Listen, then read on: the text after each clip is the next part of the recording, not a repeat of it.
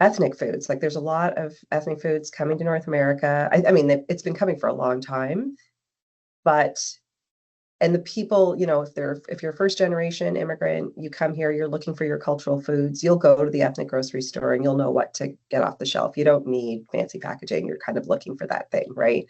But now as that age group ages out and there's younger people who are looking for exciting foods but don't know anything about them, need kind of some guidance about how you use this sauce or how you prepare this rice or whatever it might be. And having that language of me having been born in North America, kind of helping them kind of, okay, this is the messaging, like this is how we're going to educate people about your product. If you're trying to reach a broader audience than those people that already know, what are we going to, how are we going to tell that story of the beginnings and the heritage of this brand, but also bring it into this Western audience? So there's been again a few chances that I've got to do that, and I really like that challenge. It's been pretty interesting, and I think that industry is only going to keep growing, right? Awesome.